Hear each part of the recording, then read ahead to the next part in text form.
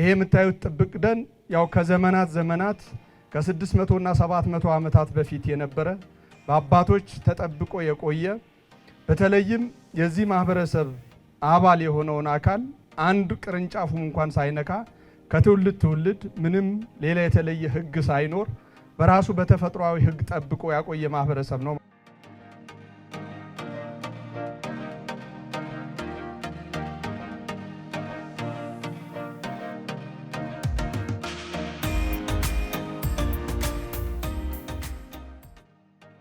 ይሄ ደን በስፋቱ ከ350 ሄክታር በላይ የሚሸፍን ነው። በውስጡ ከ18 አይነት የዛፍ ዝርያዎች በላይ የሚገኙበት ነው።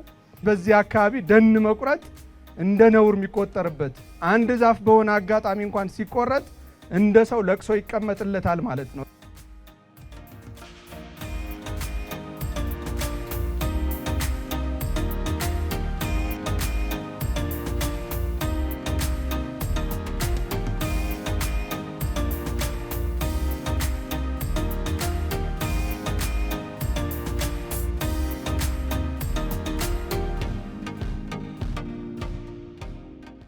ጉራጌ ዞን በተፈጥሮ ጸጋ በሰው ሰራሽ እንዲሁም ደግሞ በታሪካዊ የቱሪዝም ሀብቶች ላይ የታደለች ዞን ናት ማለት ይቻላልና የጉራጌ ማህበረሰብ ከሚጠቀስባቸው ወይም ደግሞ ከሚታወቅባቸው በርካታ ሴቶች መካከል እንግዲህ ስራ ወዳድነቱ፣ ታታሪነቱ፣ ከየትኛው ማህበረሰብ ጋር ተዋዶ የመኖር እሴቱ፣ በእንግዳ ተቀባይነቱ ብዙ ጊዜ ጎልቶ የሚነሳ እንደተጠበቀ ሆኖ ደግሞ የጉራጌ ማህበረሰብ ከተፈጥሮ ጋር በጣም ቀጥተኛ የሆነ ቁርኝት ያለውና ያለውን የተፈጥሮ ሀብት በትክክል ጠብቆና ተንከባክቦ ለትውልድ በማሻገር ከፍተኛ ሚና ያለው ማህበረሰብ እንደሆነ እንግዲህ አንዱ ዛሬ የተገኘንበትን ቦታ ማሳያ ነው።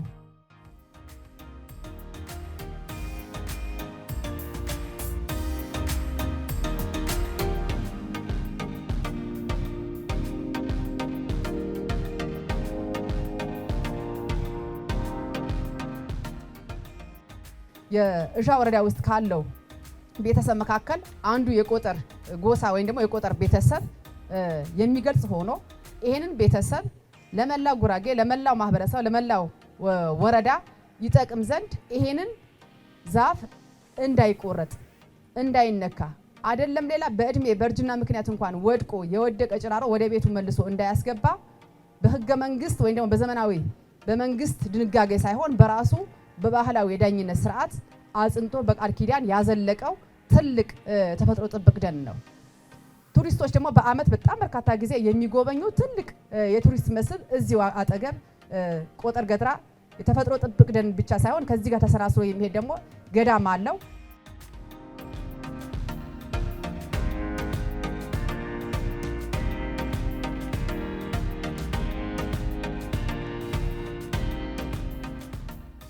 ተፈጥሮውን ተንከባክቦ እንዴት አሰናስሮ ለሀገርም ጭምር ስጋት የሆኑ ጉዳዮች በመቀነስ ረገድ ማህበረሰባችን እያደረገው ያለው አስተዋጽኦ እኛም ክብር አለን። እነዚህ ለማልማት በጥናትና ምርምር ተደግፎ እየተሰሩ ያሉ ስራዎች አሉ።